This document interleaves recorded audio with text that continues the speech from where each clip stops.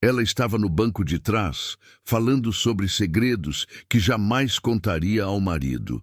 Só que ela não sabia que o taxista era seu próprio marido disfarçado. Flávio encontrou o cartão no chão do carro de Mariana. Um cartão simples, sem logo, só um nome rabiscado à mão, Antônio Silva, e um número de telefone. Estava amassado, como se ela tivesse tentado esconder, mas havia caído quando pegou a bolsa. Quem diabos é Antônio Silva? Ele murmurou, o papel se tornando um brasa em sua mão, guardando o cartão no bolso, como se guardasse uma prova de um crime ainda não cometido. Eram 9 da manhã de uma quinta-feira, e o sol que entrava pela janela da cozinha iluminava uma cena doméstica que, de repente, parecia uma farsa. Flávio estava na cozinha, o café amargo na boca, observando a esposa com olhos diferentes, olhos de um estranho. Durante 10 anos de casamento, ele acreditava conhecer cada pessoa, cada memória, cada canto da alma de Mariana. Agora, descobria que havia homens cujos nomes ela escondia em cartões amassados. "Bom dia, amor", Mariana disse, a voz melodiosa como sempre, beijando sua testa distraída e arrogantemente inconsciente da tempestade que se formava dentro dele. "Quem é Antônio Silva?" Ele perguntou, a voz saindo plana, desprovida de emoção, enquanto colocava o cartão sobre a mesa de granito. O som do papel batendo na pedra foi como um tiro no silêncio da manhã. Mariana paralisou com a xícara de café na metade do caminho até a boca. Foi como se um interruptor tivesse sido desligado dentro dela. O sangue fugiu de seu rosto instantaneamente, deixando para trás uma máscara de pânico pálido. Onde você achou isso?" Ela gaguejou, a voz saindo trêmula, irreconhecível. "No seu carro. Caiu da sua bolsa. Vou perguntar de novo. Quem é ele?" É ninguém importante", ela conseguiu dizer, pousando a xícara com um ruído seco. "Ninguém importante que você guarda o telefone num cartão amassado, como se fosse um segredo de Estado."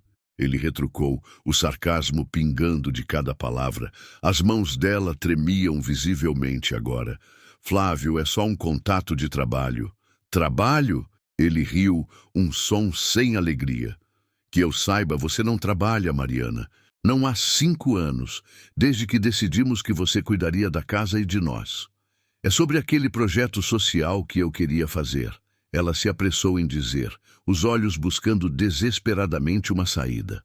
Flávio observou a esposa, cada músculo do seu rosto, cada piscar de olhos. Em 13 anos de relacionamento, tinha aprendido a ler cada microexpressão dela, e todas, absolutamente todas, gritavam que ela estava mentindo descaradamente. Que projeto social? Porque essa é a primeira vez que ouço sobre isso. Aquele que eu comentei, de ajudar crianças carentes. Eu comentei sim, você que não presta atenção. Ela tentou virar o jogo, uma ponta de irritação em sua voz. "Mariana, eu presto atenção em tudo que você fala", ele disse, se aproximando. "E você nunca, jamais, mencionou um projeto social, nem um homem chamado Antônio Silva." Ela se levantou bruscamente, a cadeira arrastando ruidosamente no chão. "Flávio, não vou ficar sendo interrogada na minha própria casa." "Nossa casa", ele a corrigiu, a voz baixa e perigosa. "E eu tenho o direito de saber com quem minha esposa anda se encontrando." "Eu não ando encontrando homem nenhum." "Então por que escondeu esse cartão de mim? Por que está mentindo sobre isso?" Ela começou a andar de um lado para o outro, passando as mãos nos cabelos nervosamente. Era seu gesto clássico de desespero, o ritual que precedia a invenção de uma mentira maior. "Tá bom, Flávio, vou te contar a verdade." Ela parou, respirou fundo. "Ele trabalha numa ONG. Eu pensei em fazer trabalho voluntário." "Que ONG?" Ele pressionou implacável. "Ajuda para crianças", ela disse. "Tem nome essa ONG?" Ele pegou o celular. Mariana hesitou por uma fração de segundo. "Tem Instituto Esperança. Nunca ouvi falar." "É pequeno, fica na Zona Leste." Flávio digitou no Google: Instituto Esperança Zona Leste. Nenhum resultado. Não existe Instituto Esperança na Zona Leste, Mariana. Hoje em dia, até a padaria da esquina tem no Google. Uma ONG que não aparece no Google simplesmente não existe.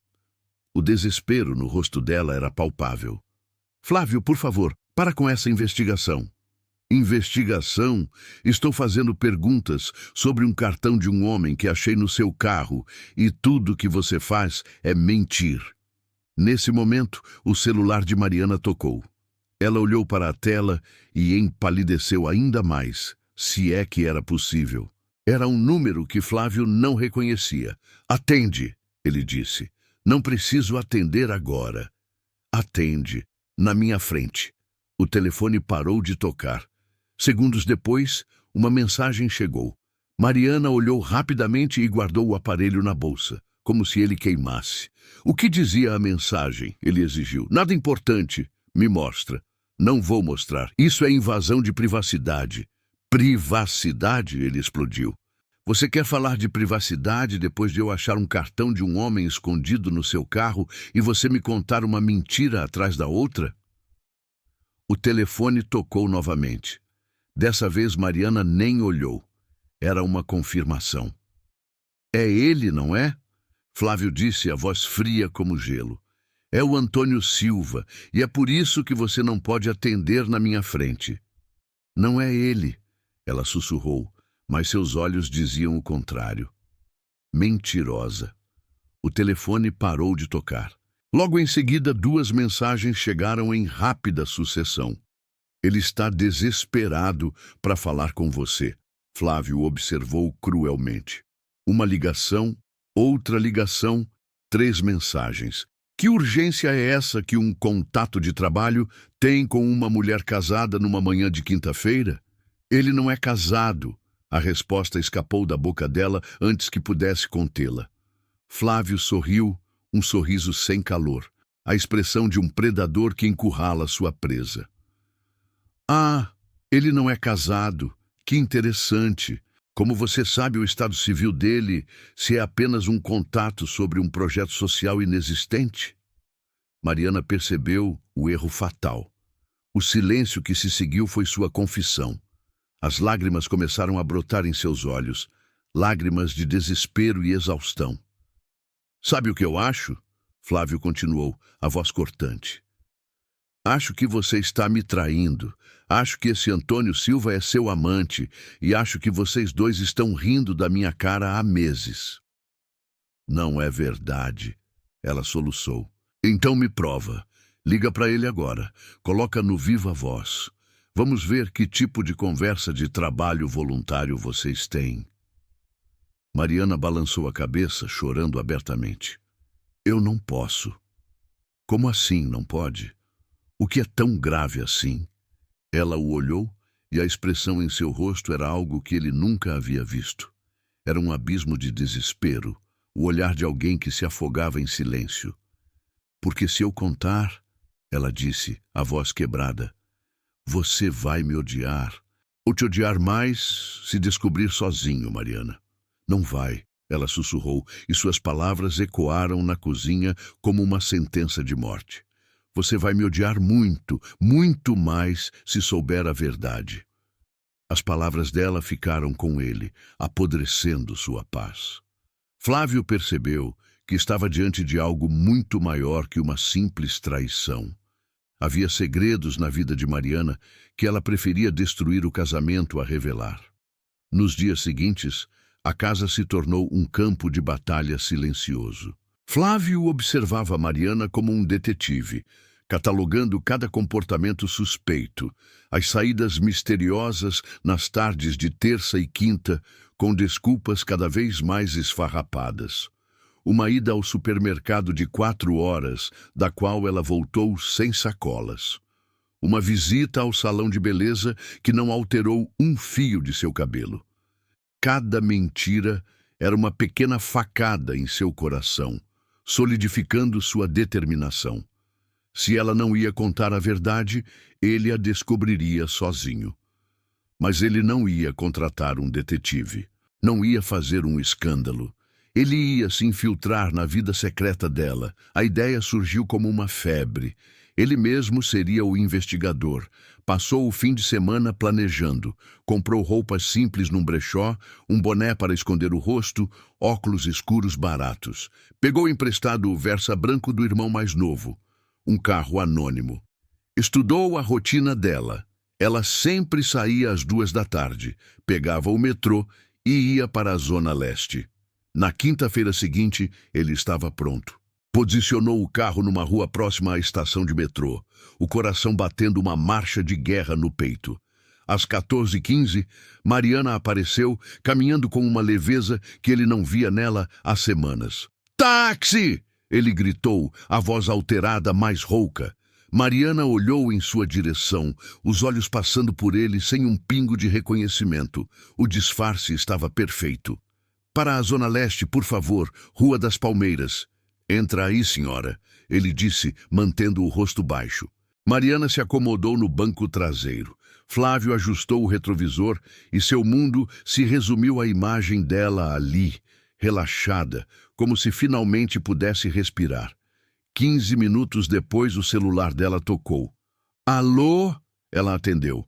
Flávio segurou o volante com força, preparando-se para o impacto.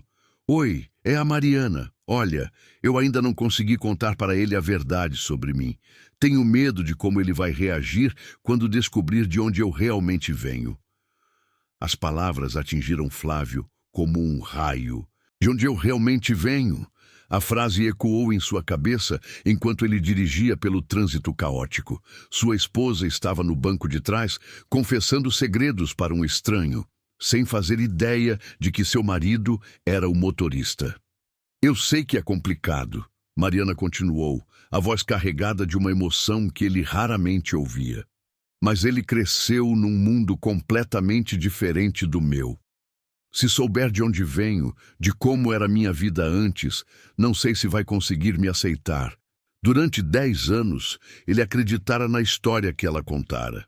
Uma família simples do interior, uma vida modesta, mas digna. Agora, ela falava como se tivesse inventado tudo. "Não, ainda não contei nada para ele", ela disse ao interlocutor. "Como vou explicar que menti sobre praticamente tudo da minha vida?" O coração de Flávio parou. "Mentiu sobre tudo?" "Eu sei que você acha que estou exagerando", ela continuou, olhando pela janela. "Mas você não conhece o Flávio. Ele tem preconceitos que nem imagina que tem. O mundo dele é feito de aparências, de status, de pessoas que nasceram com sorte." Uma pontada de dor atravessou o peito de Flávio. Era assim que ela o via? Superficial, preconceituoso. "Claro que eu o amo", a voz dela baixou, tornando-se íntima, dolorosa. "Amo mais que tudo na vida. É exatamente por isso que tenho tanto medo. Prefiro viver essa mentira para sempre do que perder ele." As palavras eram como facadas. Ela o amava tanto que estava disposta a viver uma vida falsa para não perdê-lo. Que segredos podiam ser tão terríveis a esse ponto? "Antônio, eu preciso desligar. Estou chegando no local", ela disse. Era ele, o homem do cartão. "Pode deixar. Daqui a pouco estou aí.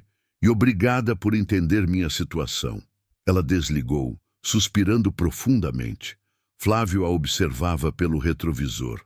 No rosto dela havia alívio e tristeza, como alguém que finalmente pode ser ela mesma, mas paga um preço enorme por isso. "Senhor, pode parar aqui na esquina mesmo?" ela pediu. Flávio estacionou numa rua de casas simples, um universo de distância do bairro nobre onde moravam. "São 25, senhora." Ela entregou uma nota de 50 is. "Pode ficar com o troco." Ele a observou descer e caminhar em direção a uma casa pequena, de portão verde e muros baixos. Estacionou do outro lado da rua e esperou. Meia hora depois, ela saiu acompanhada de um homem de uns 50 anos, cabelos grisalhos, roupas simples de trabalhador. Era Antônio Silva. Eles conversaram na calçada. A conversa parecia séria, mas não íntima.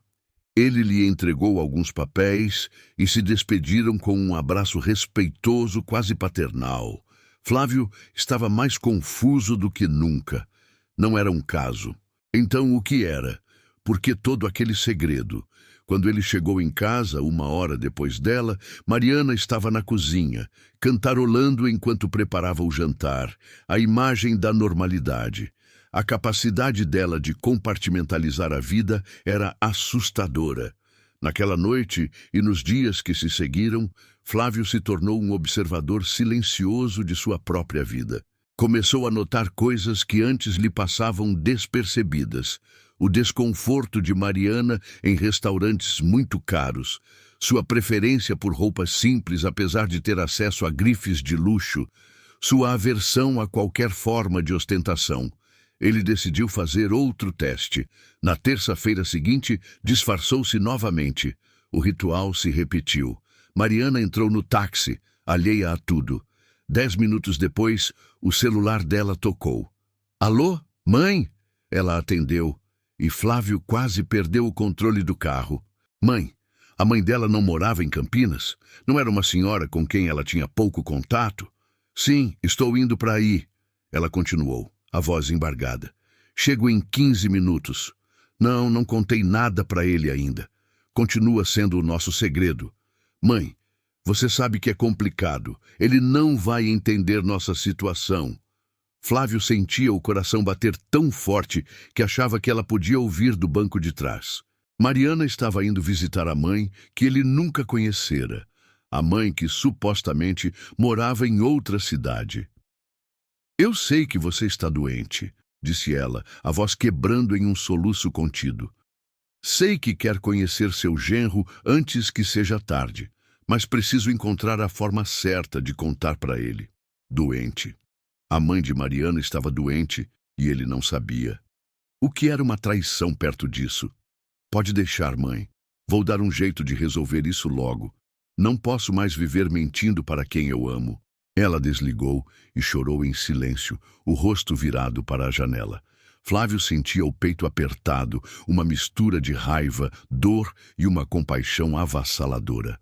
Mariana estava vivendo um drama terrível, dividida entre o amor por ele e o amor pela família que ele nem sabia que existia. Senhora, está tudo bem? Ele perguntou, fingindo a preocupação de um taxista educado. Está sim, obrigada, ela respondeu, enxugando as lágrimas. Só problemas de família. Às vezes é difícil mesmo, ele disse, testando. É muito difícil quando se tem que escolher entre as pessoas que a gente ama. Mariana suspirou profundamente. É complicado. Minha família é muito diferente da família do meu marido. Tenho medo de que ele não aceite nossas diferenças. Mas se ele ama a senhora, não deveria aceitar sua família também? Ele pressionou gentilmente. Deveria, ela respondeu, a voz cheia de uma tristeza antiga. Mas às vezes, o amor não é suficiente para superar preconceitos. As palavras dela o atingiram como um soco. Era isso. Ela achava que ele era preconceituoso demais para aceitar a origem humilde dela. A vergonha que ele sentiu foi súbita e avassaladora. Que tipo de homem ele havia se tornado para que sua própria esposa tivesse medo de lhe mostrar quem realmente era? Naquela noite, ele não dormiu. As mentiras, as meias-verdades, as peças do quebra-cabeça se encaixavam, formando uma imagem que ele não queria ver, a de si mesmo. Na manhã seguinte, ele a confrontou, mas desta vez não com a raiva de um marido traído, mas com a dor de um homem que descobrira sua própria falência moral. Ele a pressionou sobre a mãe, sobre Campinas e a viu desmoronar. A briga culminou com Mariana trancada no banheiro, soluçando, e ele do lado de fora, implorando pela verdade. Você já está me perdendo com essas mentiras, ele disse, a voz rouca de emoção. A porta se abriu lentamente. Mariana estava destroçada. Você tem razão, ela sussurrou. Então para de me perder. Conta tudo. E ela contou. Sentados na sala de estar, O espaço que simbolizava a vida que ele pensava ter, Mariana demoliu tudo. Contou que sua mãe, Conceição, nunca morou em Campinas, mas na Vila Matilde, numa casa simples. Contou que ela era empregada doméstica e que seu pai, falecido, fora pedreiro. Contou dos 5 irmãos, da infância pobre, da faculdade pública conquistada com o suor de um trabalho como vendedora. Contou a verdade sobre como se conheceram na loja e como ela inventara uma identidade mais aceitável para ele. E então veio o golpe final. Minha mãe está com câncer no estômago. Descobrimos há 6 meses. Flávio sentiu como se o chão se abrisse sob seus pés. 6 meses. Sua sogra, uma mulher que ele nem sabia que existia, estava lutando pela vida. E ele estivera cego, obcecado com uma suposta traição. Por que, Mariana? Ele conseguiu perguntar. Por que você achou que eu não aceitaria isso? Porque eu te conhecia, ela chorou. Via como você falava dos seus funcionários, como tratava as pessoas de classe baixa, como seus amigos faziam piadas sobre pobres. Seu mundo sempre foi hermético, Flávio, e eu tinha pavor de ser rejeitada pelo homem que eu amava. O silêncio que se seguiu foi o mais pesado de sua vida. Ele não tinha defesa. Ela estava certa. Ele era aquele homem. Eu preciso, ele começou, a voz falhando. Preciso conhecer sua família, de verdade. Mariana o olhou surpresa em meio às lágrimas. Você quer? Quero. Quero conhecer quem você realmente é. Sua história, sua família, seus irmãos. Especialmente sua mãe. Ele se levantou. Hoje, agora. Não quero mais viver nenhum dia baseado em mentiras. A viagem até a Zona Leste foi o trajeto mais transformador da vida de Flávio. Conforme se afastavam dos bairros nobres, ele sentia como se estivesse viajando para outro país. Um país que sempre existiu, mas que ele havia ignorado. A casa de Portão Verde era exatamente como ele a vira, mas entrar nela foi diferente. Dona Conceição, uma mulher pequena e magra, com a dignidade estampada no rosto cansado, o recebeu com uma timidez que logo deu lugar a um calor maternal. Flávio se viu sentado no sofá de napa desgastado, tomando café em xícaras desiguais e se sentindo mais em casa do que em muitos jantares de gala. Os irmãos de Mariana chegaram um a um, trazendo consigo uma energia vibrante e uma honestidade brutal. Eles o estudaram, o provocaram e, por fim, o acolheram. Qualquer um que faz nossa irmã feliz é bem-vindo na família, disse Roberto, o irmão mais velho, e Flávio sentiu um nó na garganta. Ele passou a tarde ali, ouvindo histórias da infância de Mariana, vendo fotos antigas, descobrindo a mulher por trás da fachada que ele amara. Viu a força de Dona Conceição, a lealdade dos irmãos, o amor que os unia apesar de todas as dificuldades. E sentiu uma vergonha profunda. Sua própria família, rica e poderosa, era um ninho de interesses e formalidades. Aquelas pessoas que não tinham quase nada possuíam o bem mais precioso, um ao outro. Ao ir embora, Dona Conceição segurou suas mãos. Você ama minha filha de verdade? Ela perguntou. Amo, ele respondeu sem hesitar. Então por que ela tinha tanto medo de você não nos aceitar? Eu não sei, ele respondeu honestamente. Mas vou descobrir e vou mudar. E ele mudou. A mudança começou nos detalhes, em como ele passou a tratar os funcionários da empresa, enxergando suas histórias, em como ele passou a incluir Mariana em todas as decisões financeiras, valorizando sua perspectiva. A mudança se tornou concreta quando ele trouxe Dona Conceição para morar com eles, para que ela pudesse ter o melhor tratamento, cercada de amor. A mansão fria e silenciosa se encheu de vida, de risadas, do cheiro de comida caseira.